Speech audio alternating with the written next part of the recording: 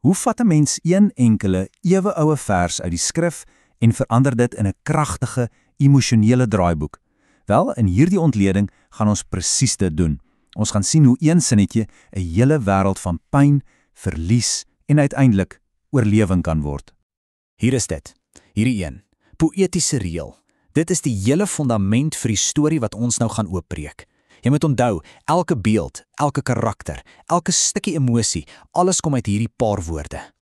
Goed, kom ons duik dadelik in. Wat ons hier gaan doen is om die kreatiewe proses uitmekaar te haal. Ons gaan sien hoe 'n skrywer 'n hele lewendige wêreld kan bou met net hierdie handjievol woorde as boustene. So, ons begin waar die draaiboek begin, by die omgewing. Kom ons kyk 'n bietjie hoe die skrywer die toneel skep. Dis nie net 'n plek nie, jy sien, dis 'n gevoel van absolute algehele hopeloosheid.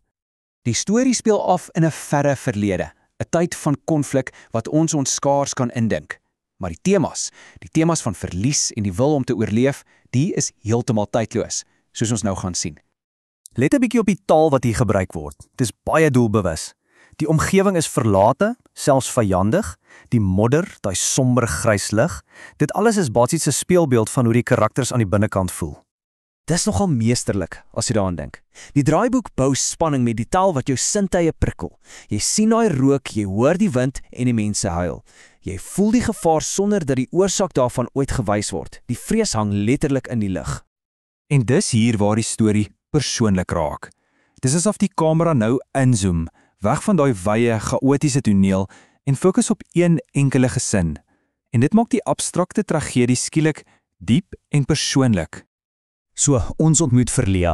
Sy word onmiddellik die middelpunt, die anker wat probeer om haar klein, gebroke gesin bymekaar te hou in hierdie chaos. Haar trots is lankal weg. Al wat oorbly is daai rou instink om net te oorleef.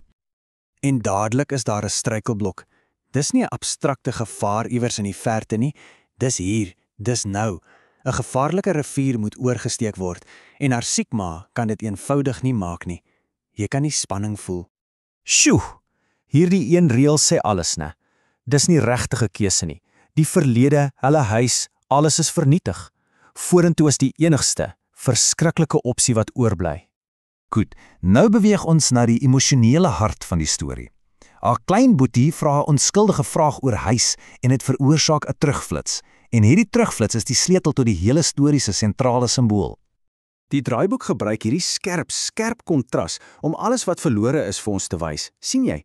Dis nie net 'n huis nie, dis veiligheid, warmte, lewe. En die hede is die teenoorgestelde in elke liewe opsig. En nou, met daardie beeld van die verlede vars in ons gedagtes, bring die skrywer ons direk terug na die woorde van die oorspronklike vers. Daai gevoel van verlies kry nou 'n baie konkrete beeld, die voël en die nes. So, hier is die kern. Die nes is nie net 'n plek nie. Dit staan vir alles, jou identiteit, jou gemeenskap, jou veiligheid. Om daaruit verjaag te word, beteken jy is heeltemal ontwortel. Dit is die emosionele gewig van hierdie storie. En hierdie oomblik, dis briljant. Dis waar alles bymekaar kom. Daai abstrakte metafoor word skielik iets werkliks, iets tasbaars en hartverskeurend vir Lea. Sy sien letterlik haar eie storie in die modder voor haar lê. Maar die interessante is, alhoewel daai gebroke nes hartverskeurend is, vul dit Lea nie met wanhoop nie. Inteendeel, dit gee haar 'n nuwe, desperate soort vasberadenheid. Dit is wat haar tot aksie dryf en ons na die klimaks toe neem. So, die oorsteek van die Arnon rivier word 'n intense fisiese stryd om oorlewing. Elke tree wat sy gee, is 'n klein oorwinning teen die oorweldigende mag van die natuur en hulle haaglike omstandighede. En daar, in die middel van die rivier, vasgevang, wys Lea se gesig die pure verskrikking van daai oomblik.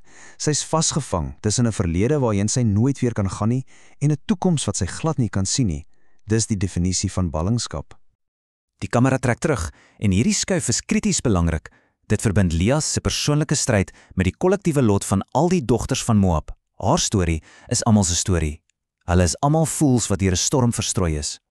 En dan, heel aan die einde, hoor ons weer die vers. Maar nou het elke woord 'n diep visuele betekenis gekry. Ons het nie net die profesie gehoor nie, ons het gesien hoe dit lewe kry. Die hele toneel was 'n lewende interpretasie van daardie een sin. En dit is waar die storie ons los. Daar is geen maklike antwoord nie. Dit los ons met hierdie universele vraag wat elke ontheemde persoon in die gesig staar. Wat gebeur nadat alles verlore is? Waarheen gaan jy as daar geen tuiste meer is om na terug te keer nie?